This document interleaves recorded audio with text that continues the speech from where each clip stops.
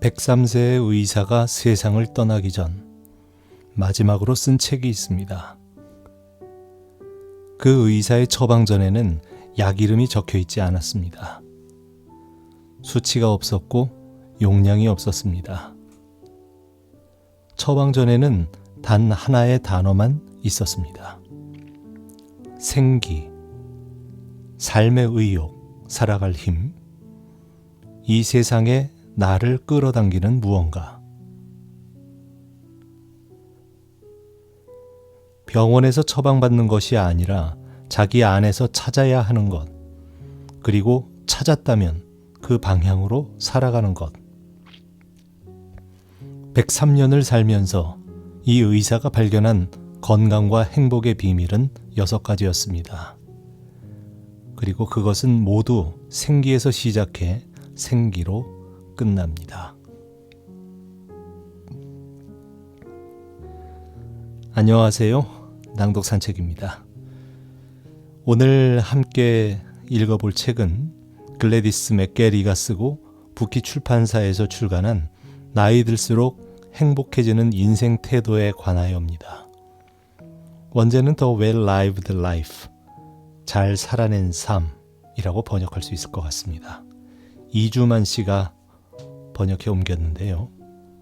저자 글래디스 맥게리는 1920년 인도 히말라야 산록의 선교사 가정에서 태어났습니다. 어린 시절부터 한센병 환자, 불가촉 천민 같은 인도의 가장 소외된 사람들과 함께 자랐습니다. 난독증을 안고 의대에 입학했고 여성이라는 이유로 온갖 성차별을 견디며 의사가 되었습니다. 남편 빌 맥게리와 함께 전통의학과 영적 치유를 아우르는 전인의학의 선구자로 활동을 했고요. 미국 전인의학협회를 공동 창립했습니다. 디펙 초프라는 그를 전인의학의 어머니라고 불렀고, 마카 하이먼, 나태주 시인, 이재성 한의사, 에디트 에거 등이 추천사를 보냈습니다. 이 책이 특별한 이유가 있는데요.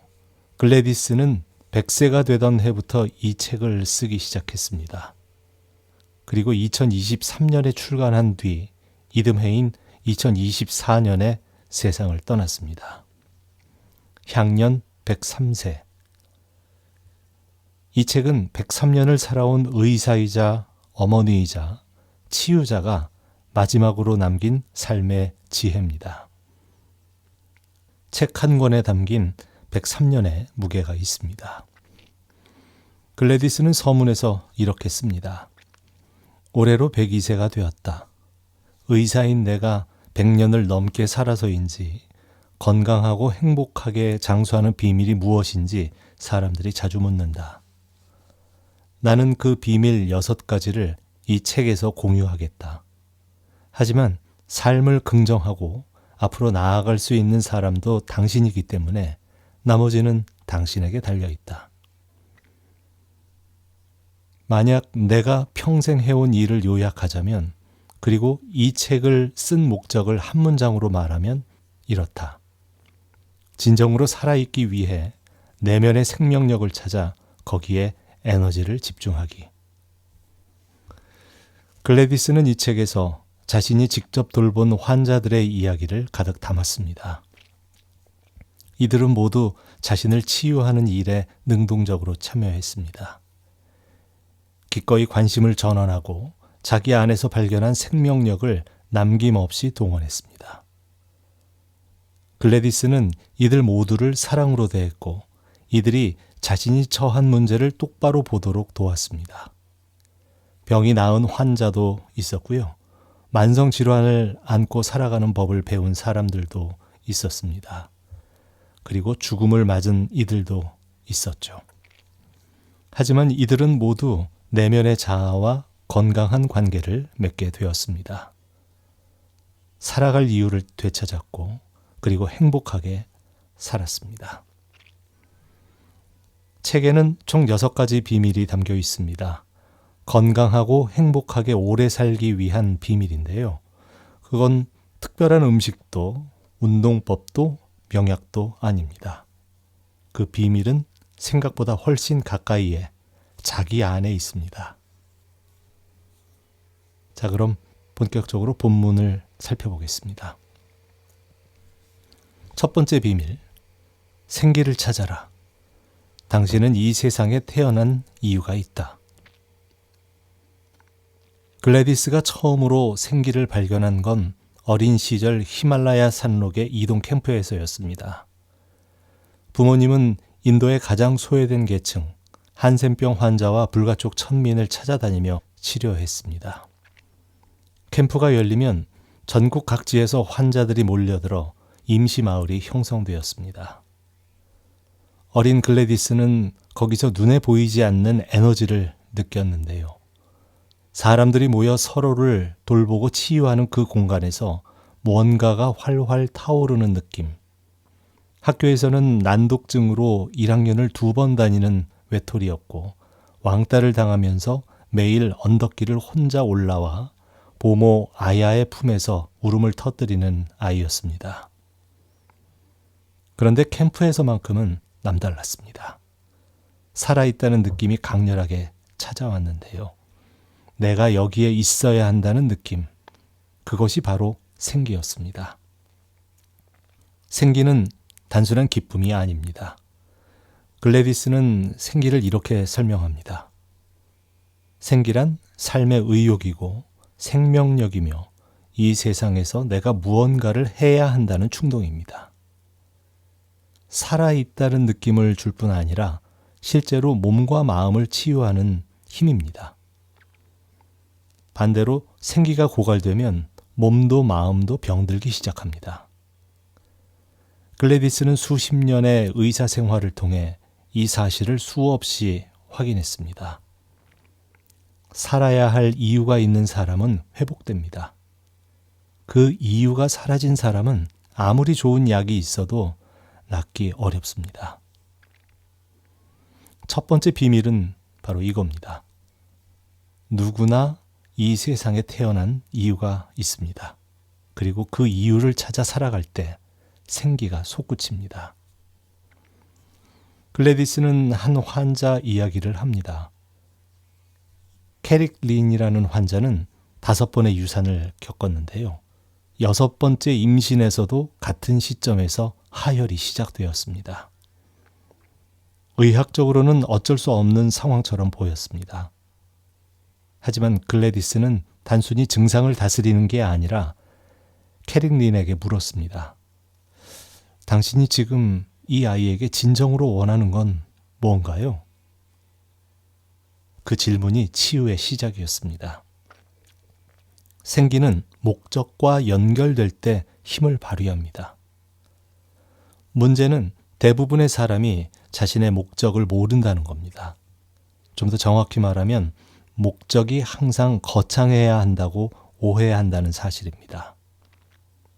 하지만 글래디스는 단호하게 말합니다.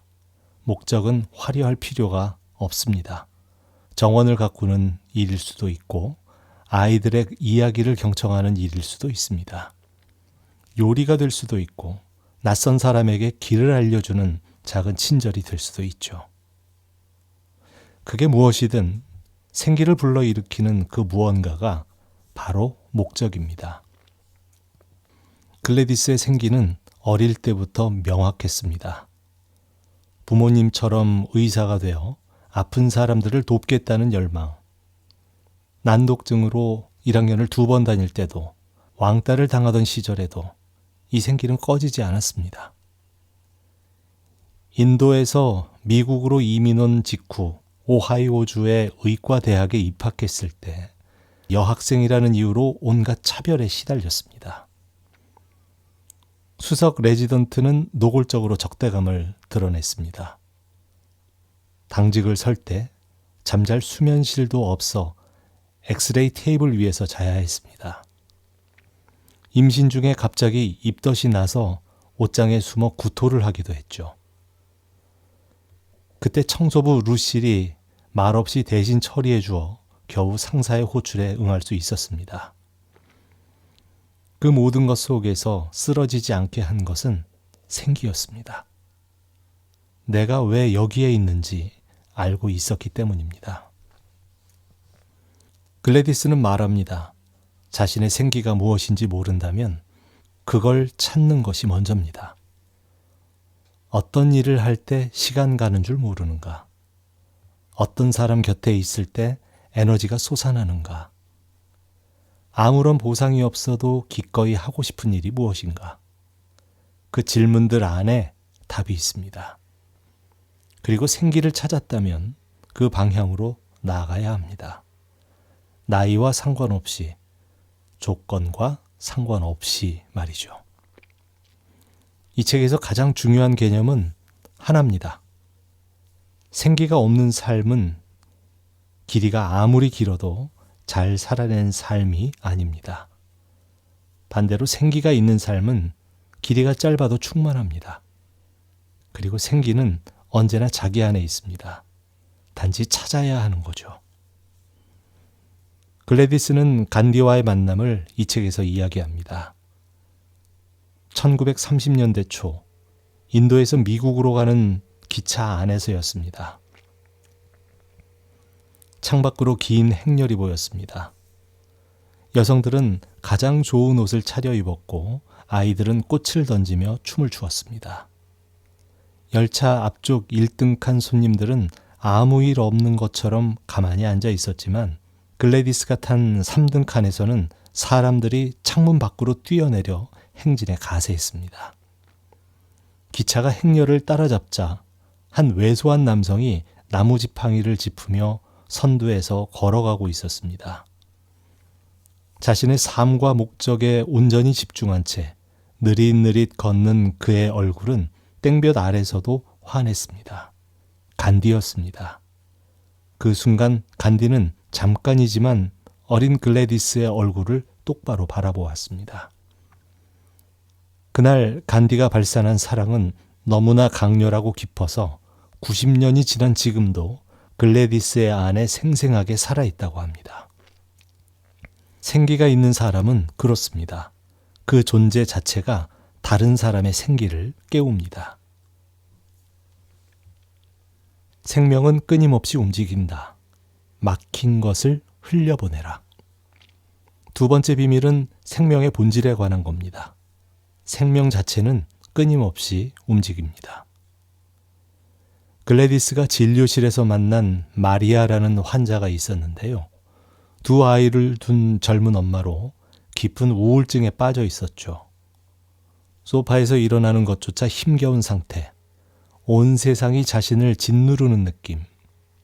글래디스는 마리아를 찾아가 두 아이를 사이에 앉히고 팔로 마리아를 감쌌습니다. 그리고 마리아에게 약을 처방하지 않았습니다. 대신 이렇게 말했습니다. 소파에 가만히 앉아있지만 않으면 돼요. 아이를 흔들어 주세요. 당신도 몸을 흔들어 봐요. 1분 동안 쉬지 말고 몸을 흔들어요. 거기서부터 시작하면 됩니다. 몸이 움직이면 마음도 따라갑니다. 마리아는 처음엔 믿지 못했습니다. 그게 무슨 소용이냐는 눈빛이었죠. 글래디스는 말했습니다. 가끔 마당에 나가서 꽃 몇 송이를 따보세요. 소파에 가만히 앉아있지만 않으면 돼요. 나중에 글래디스가 들은 소식은 이랬습니다. 마리아는 사촌을 만나 놀이터에서 함께 시간을 보내고 아이와 함께 그네를 탔습니다. 몸이 움직이자 마음도 따라 움직이기 시작했습니다. 그러다 어느 날 주방 식탁에서 자신의 패션 아이디어를 스케치하며 창의성을 발휘하기 시작했습니다. 심장은 멈추지 않고 뛰고 혈액은 쉬지 않고 흐르고 세포는 끊임없이 새로워집니다. 생명이란 그 자체로 움직임입니다. 그런데 우리는 때때로 막히죠. 분노에, 후회에, 두려움에, 수치심에. 그 막힘이 몸의 병이 되고 마음의 고통이 됩니다. 글래디스는 몸을 움직이면 우울한 침체에 빠지는 것을 예방할 수 있고 만성 통증을 다스리는 데도 유익하고 또 무엇보다 막힌 것을 흘려보내는 데 도움이 된다고 말합니다. 치유는 막힌 걸 흘려보내는 데서 시작합니다. 수치심에 관한 이야기도 있습니다. 글래디스는 어릴 때 학교 연극에서 물이 담긴 대야에 빠졌습니다. 개구리가 웅덩이를 뛰어넘어요 라는 연극에서 주인공을 맡아 당당하게 뛰어넘어야 했는데 그만 엉덩이가 풍덩 빠지고 초록색 물감이 물에 번진 겁니다. 관중은 웃었고 글래디스는 얼어붙어 엉엉 울었습니다. 그날 저녁 식사 자리에서 오빠들이 그 이야기를 꺼내며 웃었고 어머니는 웃음이 멈출 때까지 기다렸다가 이렇게 말했죠. 다음번에 창피한 일이 일어났을 때 글래디가 비웃음을 당하는 게 아니라 사람들이 함께 웃으려면 어떻게 해야 할까? 그게 어머니가 준 가르침이었습니다. 창피함에 사로잡혀 있는 대신 움직이는 감정을 찾아내라는 거였죠. 그 가르침이 102세까지도 쓸 일이 생겼습니다. 99세에 슈퍼마켓 주차장에서 짐을 싣다가 옆에 있던 86세 할아버지와 티격태격한 일이 있었습니다. 할아버지가 도움을 주겠다고 했는데 글래디스가 날카롭게 거절했고 두 사람이 짧은 말다툼을 벌였습니다. 화가 나서 차에 앉아 있다가 문득 두 늙은이가 식료품 봉지를 두고 실랑이 하는 장면을 떠올리자니 웃음이 터졌습니다. 배가 아플 때까지 웃었고 분노도 함께 흘러갔습니다. 글래디스는 스스로에게 중얼거렸습니다. 글래디스, 갈수록 괴팍한 노인네가 되어가고 있구나. 글래디스의 어머니는 늘 쿠치파르와 나이라고 말했습니다. 힌디스타니어로 별것 아냐 라는 뜻인데요. 어머니는 손가락이 보이도록 손가락을 살짝 오므린 상태에서 손을 앞으로 내밀었다가 손가락을 살짝 펼치면서 손을 아래로 내리는 제스처와 함께 이 말을 했습니다. 흐르는 물에 꽃잎을 띄워보내듯 잡고 있던 것을 내려놓는 동작. 어머니는 감정이 무디거나 냉담한 분이 아니었습니다. 사랑이 넘치는 분이었지만 이 세상에서 해야 할 중요한 일이 있었기에 자신에게 아무 보탬이 되지 않는 것을 그렇게 흘려보냈습니다. 후회도 마찬가지입니다. 글래디스는 과거에 반마취 분만법으로 산모들을 처치한 것을 지금은 잘못이었다고 생각합니다. 당시에는 여성의 고통을 줄여주는 최선이라고 배웠고 그렇게 실천을 했지만 지금 돌이켜보면 산모가 의식이 흐려진 상태에서 아이를 꺼내는 방법은 새 생명을 환영하는 방법치고 부적절했습니다. 하지만 글래디스는 그것을 붙들고 자책하지는 않았는데요. 그때 자신이 아는 최선을 다했고 그 선택은 사랑에서 나온 것이었습니다. 잘못된 정보를 수정하면 다르게 행동할 수 있음을 알기에 별것 아니라고 말하면서 앞으로 나아갑니다. 막힌 것을 내려놓는 연습은 간단합니다. 몸을 움직이면서 막힌 느낌이 드는 것을 손바닥 안에 잡는다고 상상합니다. 그 느낌을 꽉 쥐었다가 천천히 손가락을 펼치며 손을 아래로 내립니다.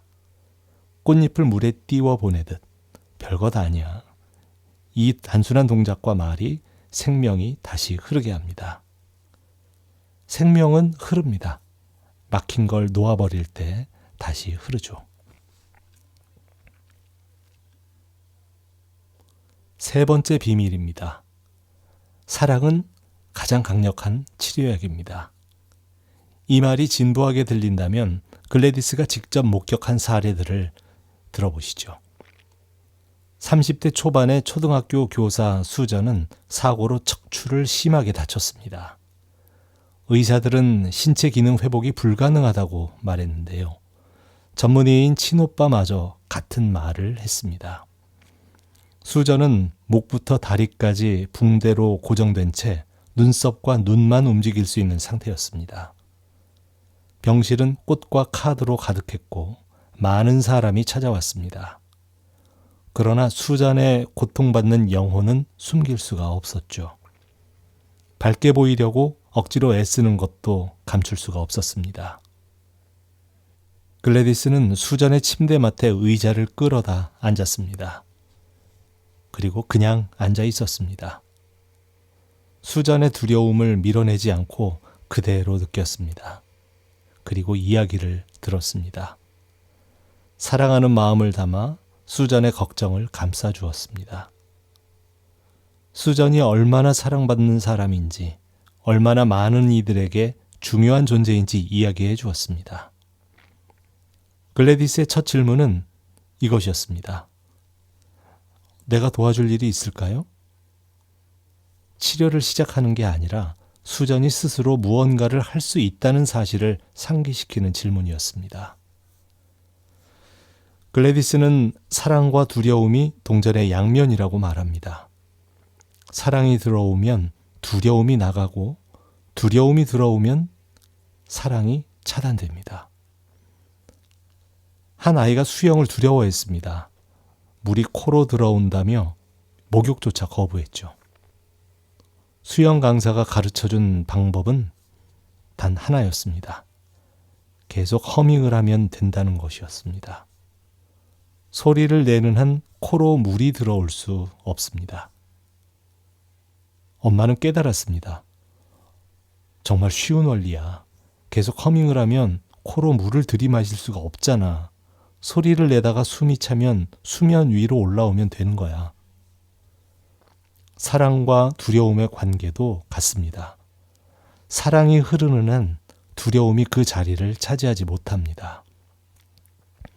마치 칠흑 같은 동굴에 성냥 하나를 켜는 것과 같죠. 글래디스는 어린 시절 가족과 함께 칼스베드 캐번스라는 사막 아래 거대한 동굴을 방문했습니다. 가이드가 손전등을 꺼달라고 했습니다. 완전한 어둠이 찾아왔죠. 아이들은 긴장하면서도 키득키득 웃는 소리를 냈습니다. 그 순간 가이드가 성냥 하나를 켰습니다. 겨우 조그만 성냥개비 하나가 만들어낸 빛이 거대한 동굴 전체에 번졌습니다. 아이들은 숨을 죽였습니다. 빛은 어둠을 이깁니다. 아무리 짙은 어둠이라도 작은 빛 앞에서는 견디지 못합니다. 그런데 사랑은 어디서 시작하는 걸까요? 글래디스는 말합니다. 자기 자신을 사랑하는 데서 시작한다고요. 자기 애가 모든 사랑의 토대입니다. 자기 자신에게 사랑받을 자격이 있다고 믿지 않으면 다른 사람에게서 오는 사랑조차 받아들이지 못합니다. 50년 전에 처음 자기 애를 언급했을 때는 너무 흔한 일이 되어버린 나머지 오히려 허황되게 들렸다고 글래디스는 말합니다. 하지만 이걸 아는 것과 이것대로 살아가는 건 전혀 다른 문제입니다. 글래디스는 50년 전 갑상선에서 달걀 모양의 종양이 발견되었을 때 자연요법을 택했습니다.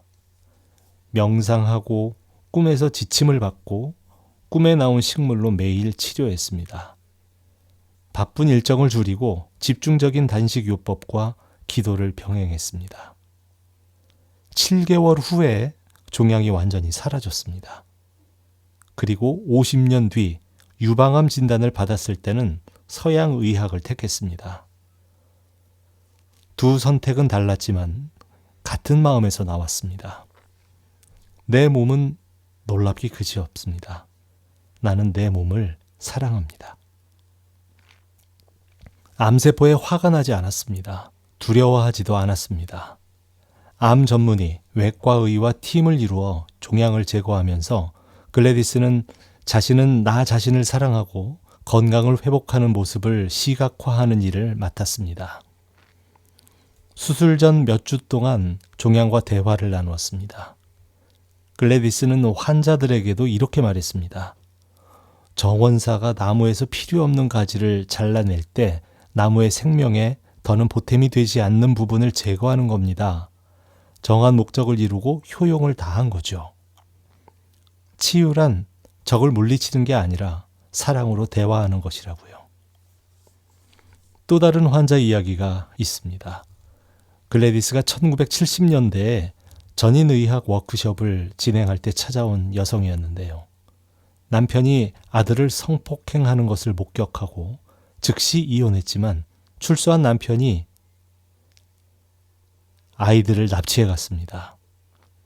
여성은 아이들이 어디 있는지 알 수 없었고 다시는 만나지 못하리라고 거의 체념한 상태였습니다. 글래디스는 어찌할 도리가 없었습니다. 하지만 이 여성이 밤마다 반복해서 꾸는 꿈에 주목했습니다. 꿈속에서 부엌칼을 든 채 전 남편에게 달려들지만 마지막 순간 항상 자기 아들을 찌르고 마는 악몽이었습니다. 글래디스는 그 꿈이 전하는 메시지를 이 여성과 함께 읽었습니다. 전 남편을 향한 증오심에 엄청난 에너지를 쏟고 있었고 그 에너지가 결국 아이들에게도 해가 되고 있었습니다. 이 여성은 마침내 증오를 향한 주의를 거두어서 아이들을 향한 사랑으로 돌렸습니다. 현실은 바뀌지 않았습니다. 아이들을 찾지 못했죠. 하지만 생명력이 쏠리는 방향이 바뀌었습니다. 그것이 이 여성이 살아갈 수 있게 했습니다. 두려움에 맞서 사랑을 선택한 것, 몸이 아플 때도, 관계가 무너질 때도, 세상이 등을 돌릴 때도 흔들릴 수 있습니다. 그래도 다시 선택할 수 있습니다. 사랑 쪽으로 말이죠. 그 선택 자체가 이미 치유의 시작입니다.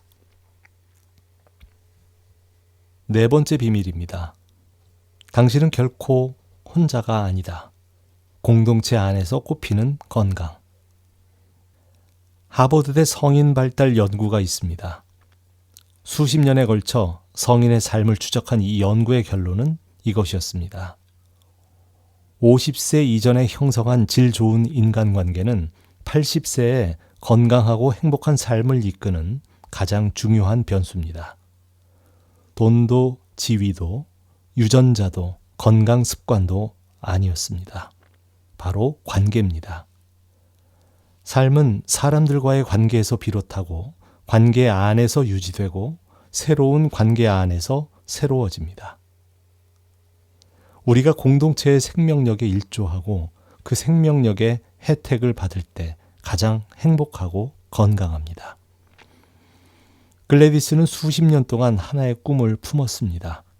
치유와 생활, 배움을 하나로 통합하는 마을을 만드는 것. 그 꿈의 뿌리는 어린 시절 히말라야 이동 캠프에 있었습니다. 사람들이 모여 서로를 돌보고 서로에게 치유되는 공동체. 그것이 인간의 본성이라고 글래디스는 믿었습니다. 인간은 서로 어울려 살도록 만들어졌습니다. 그것이 우리가 성장하고 번성하는 방법이죠. 하지만 현대사회는 반대 방향으로 가고 있습니다. 배달앱, 조립 서비스, 원격 근무, 경제적 이유가 있으면 타인에게 아무것도 부탁할 필요가 없는 세상이 만들어졌습니다. 이혼율은 증가하고 이념 차이로 가족도 분열됩니다. 전자기기를 붙들고 지내면서 거실과 마당을 함께 쓸 일이 줄어들었습니다. 가진 것이 많아질수록 떨어져 지내는 시간도 증가합니다. 편리해졌지만 우린 외로워졌습니다. 사람들과 교감하는 방법을 잊어버린 것인지도 모릅니다. 글래디스는 말합니다. 이웃에게 설탕 한 컵을 빌리고 돌려주는 작은 교환이 사실은 엄청난 것이었습니다. 그것은 단순한 거래가 아니라 신호였습니다. 나는 당신을 필요로 하고 당신은 나를 필요로 합니다. 그 신호가 공동체를 만들었습니다. 타인에게 도움을 청하는 것은 약함이 아닙니다. 그건 연결입니다. 오하이오주 의대 시절 이야기가 있습니다. 글래디스는 노골적인 차별 속에서 버티고 있었습니다. 그런데 어느 날부터 신기하게도 수술 일정표가 바뀌기 시작했습니다. 너무 이르거나 늦지 않은 시간에 이전보다 짧은 수술 일정 옆에 글래디스의 이름이 적혀 있었습니다. 누가 그렇게 한 건진 알 수 없었습니다. 글래디스는 온 세상이 자신의 기도에 응답하는 것 같다고 느꼈죠. 이름을 밝히지 않은 그 누군가, 그것이 공동체였습니다. 말없이 보이지 않게 곁에 있는 것. 관계는 반드시 갚을 필요도 오래 지속될 필요도 없습니다. 글래디스는 젊은 환자 엘리사에게 이렇게 말했습니다. 사람과의 인연은 사막의 꽃과 같아요. 아프리카 금잔화는 뿌리가 알아서 몇 주만 피지만 사구아로 선인장은 가뭄과 강풍에도 버팁니다. 둘 중 어느 것이 더 아름다운 건 아닙니다. 둘 다 이 땅에 생명을 불어넣고 있습니다. 짧게 스치는 인연도 오래 이어지는 우정도 그 자체로 가치가 있습니다. 나는 수천 명의 사람을 알고 지내는데 관계의 성격은 달라도 모두 내 친구라고 생각한다고 글래디스는 말합니다. 경계에 대한 이야기도 있는데요.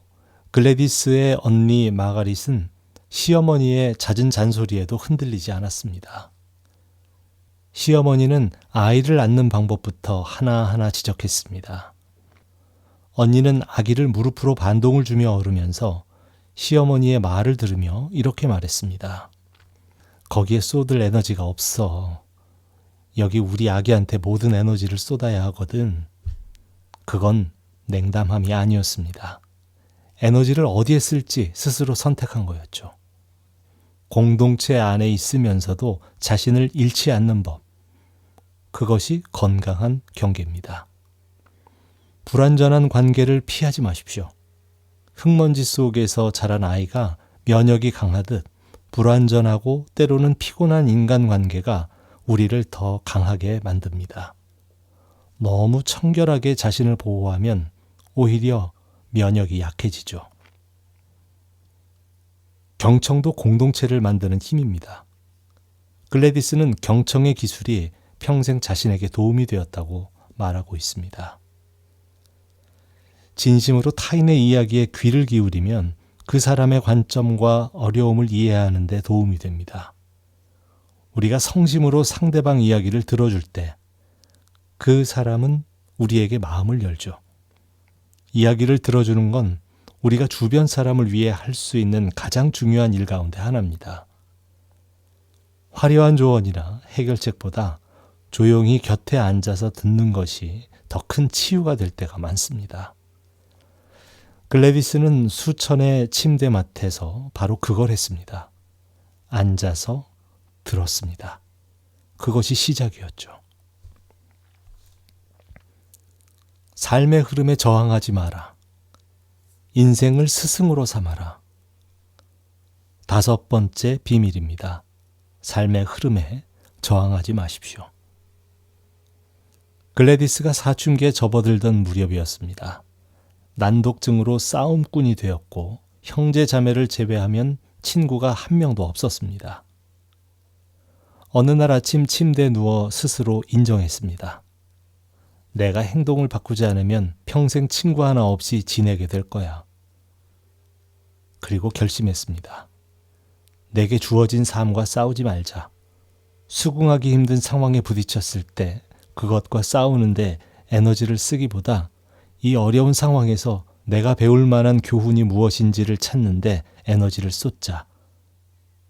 그날 하나의 선택이 인생 전체를 바꾸었습니다. 삶이 고달프다는 사실에서 벗어날 수 있는 사람은 아무도 없습니다. 글래디스도 구루병, 말라리아, 간염, 신장결석, 2번의 암을 겪었습니다. 그리고 46년을 함께 살아온 남편 빌에게 이혼을 당했죠. 빌은 어느 날 갑자기 서류 가방에서 이혼 서류를 꺼냈습니다. 6개월 동안 이혼 서류를 들고 다녔다고 했습니다. 이혼 소식은 편지로 자녀들과 병원 이사회에까지 배포가 되었습니다. 공개적인 이혼이었죠. 글래디스는 2 사람이 함께 세운 병원에서도 물러나야 했습니다.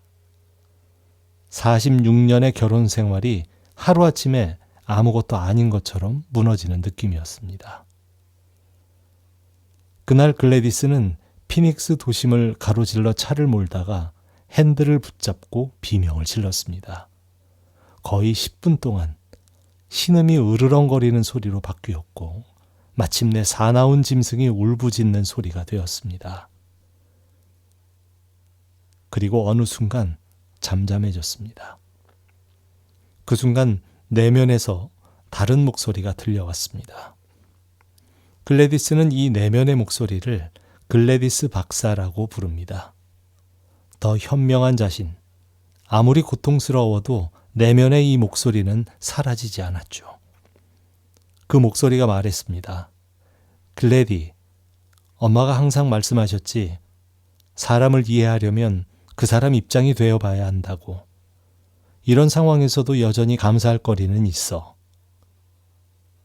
글래디스는 새 병원 주차장에 차를 세우며 새로운 번호판을 신청했습니다. 번호판에는 이렇게 적었습니다. 기뻐하라. 글래디스의 동료이기도 했던 심리치료사 밀턴 에릭슨의 이야기도 있습니다. 밀턴은 소아마비로 두 다리가 마비되었습니다. 두려움에 저항하는 대신 자신의 신경계를 관찰했습니다.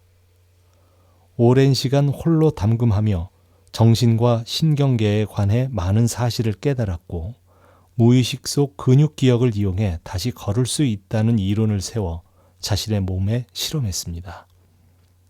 결국 걷게 되었죠. 소아마비가 재발했을 때도 다시 실험해서 다시 걸었습니다.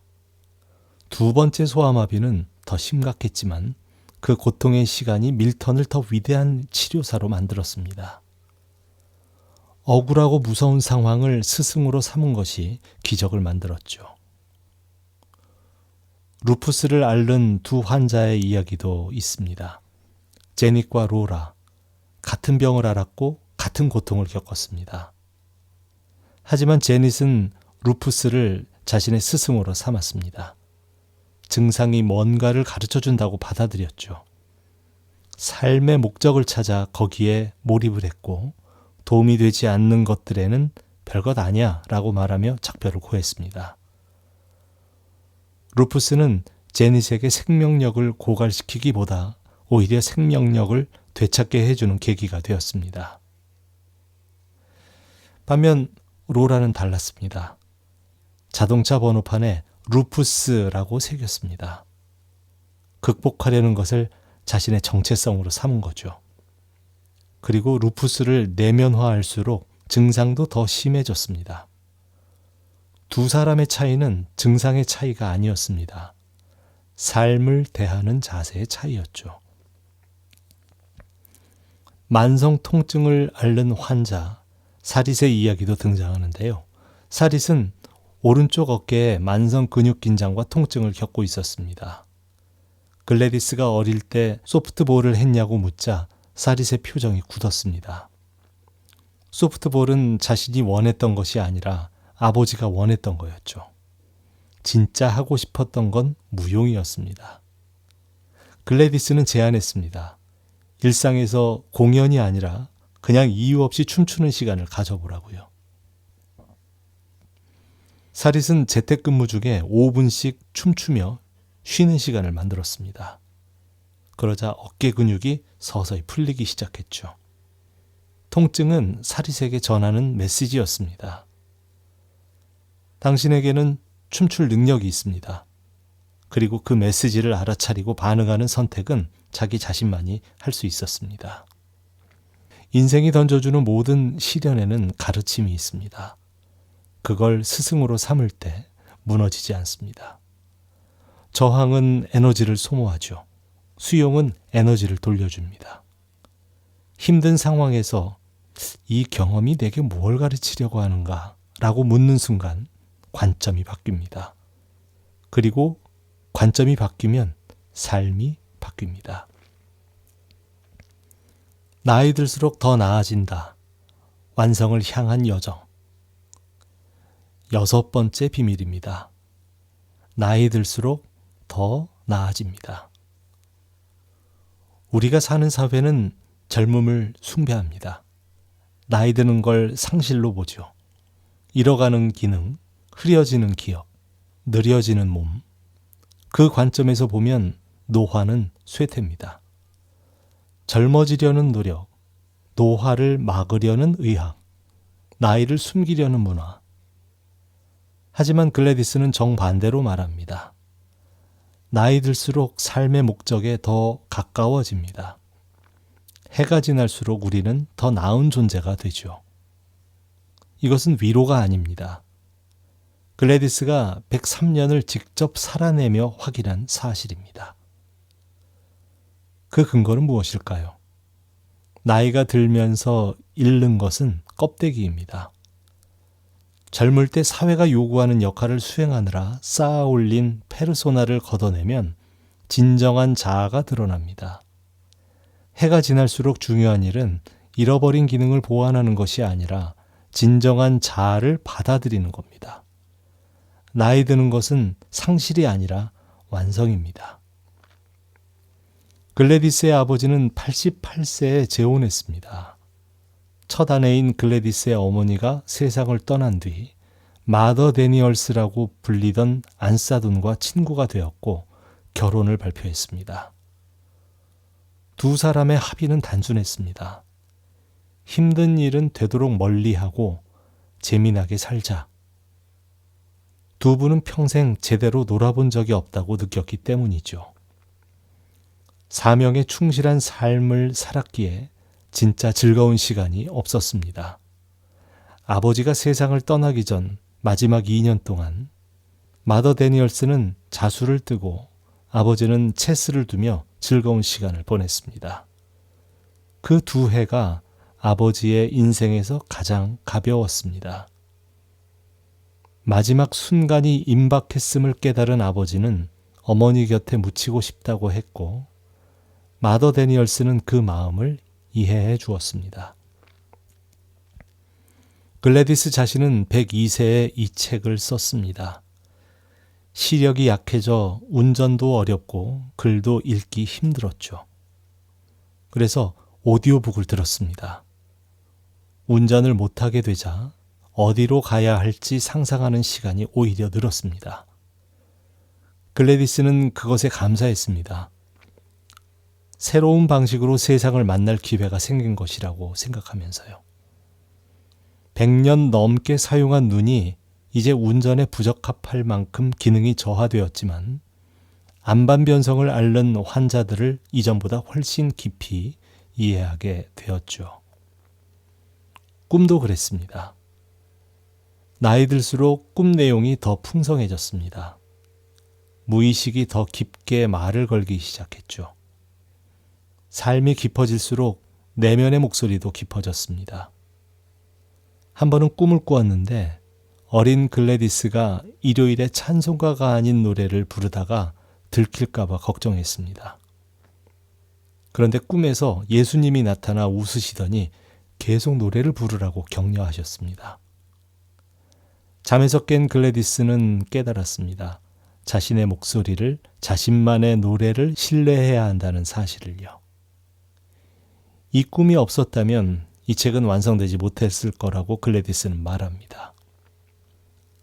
90살이 넘어서야 비로소 자신의 목소리를 신뢰하는 법을 깨달았고 100세가 넘어서야 이 책을 쓸 준비가 되었습니다.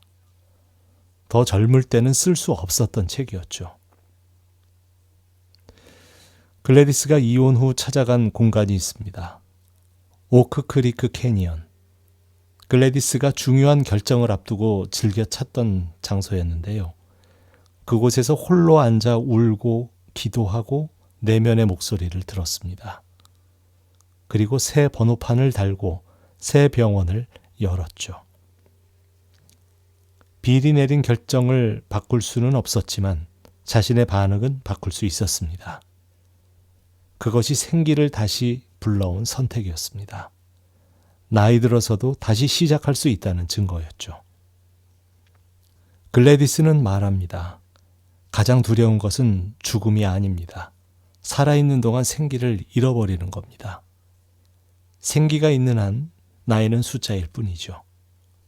어떤 나이에서도 새로운 시작이 가능하고 어떤 나이에서도 삶은 더 깊어질 수 있습니다. 우리가 노화 과정을 순순히 받아들이고 나이 들수록 삶이 더 나아질 수 있다는 가능성을 열어둔다면 어떨까요? 잃어버린 게 아니라 앞으로 얻을 것에 주의를 집중한다면 어떨까요? 그것이 6번째 비밀입니다. 글래디스 맥게리가 103년을 살면서 발견한 6가지 비밀을 다시 한번 되새겨보죠. 생기를 찾아라. 누구나 이 세상에 태어난 이유가 있습니다. 그 이유를 찾아 살아갈 때 몸과 마음이 치유됩니다. 생기가 없는 삶은 길이가 아무리 길어도 잘 살아낸 삶이 아니라는 겁니다. 그것이 첫 번째 비밀이고요. 두 번째는 생명은 움직입니다. 막힌 것을 흘려보내십시오. 수치심이든 후회든 분노든 별것 아니야 라고 말하며 손가락을 펴 내려놓는 연습이 생명을 다시 흐르게 합니다. 세 번째, 사랑이 가장 강력한 치료약입니다. 두려움이 들어오면 사랑이 나가고 사랑이 들어오면 두려움이 나갑니다. 자신을 먼저 사랑할 때 다른 사람도 사랑할 수 있습니다. 네 번째, 혼자가 아닙니다. 건강한 삶은 공동체 안에서 자랍니다. 이웃에게 설탕 한 컵을 빌리는 작은 교환이 삶을 버티게 하는 힘입니다. 타인에게 기대는 게 약함이 아니라 연결입니다. 삶의 흐름에 저항하지 마십시오. 5번째 비밀인데요. 인생의 모든 시련에는 가르침이 있습니다. 인생을 스승으로 삼을 때 어려움이 기회로 바뀝니다.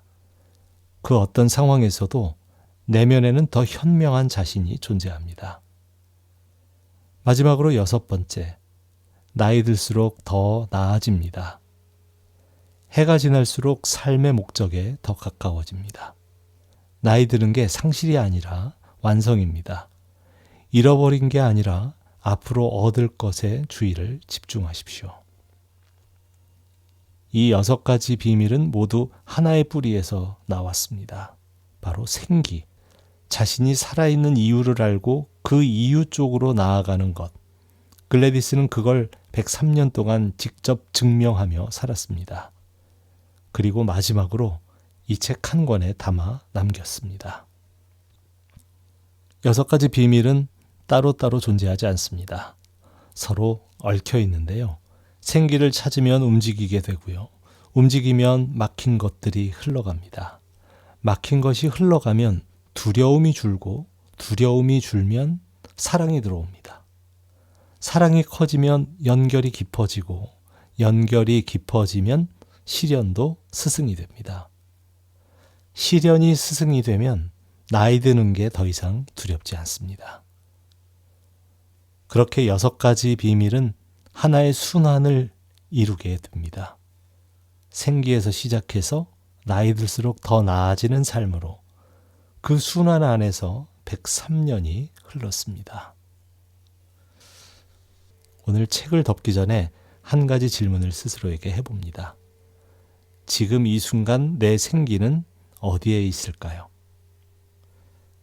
아무런 보상이 없어도 기꺼이 하고 싶은 일은 무엇일까요? 어떤 사람 곁에 있을 때 에너지가 솟아날까요? 어떤 일을 할 때 시간 가는 줄 모를까요? 그 답이 떠오르지 않는다면 반대로 물어볼 수도 있습니다. 지금 나를 가장 무겁게 짓누르는 건 무엇인가요? 어떤 역할이 가장 피곤한가요? 어디에서 생기가 빠져나가고 있을까요? 그 반대편에 바로 생기가 있습니다. 그리고 지금 무엇이 막혀 있는지, 흘려보내지 못하고 붙들고 있는 것은 무엇인지, 오랜 후회, 지우지 못한 수치심, 내려놓지 못한 분노, 별것 아니야 라고 말하면서 손을 펼쳐 내려놓을 수 있는 무언가가 있지는 않을까요? 글래디스는 102세에 이 책을 쓰기 시작했습니다. 그리고 103세에 세상을 떠났습니다. 마지막까지 생기가 있었습니다.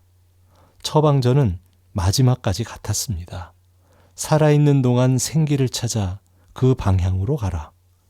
생명력은 언제나 자신 안에서 살아 숨쉬며 선택을 기다리고 있습니다. 여러분들도 오늘 딱 하나만 해보시는 것도 괜찮습니다. 소파에서 일어나 마당에 나가 꽃 한 송이를 따는 것.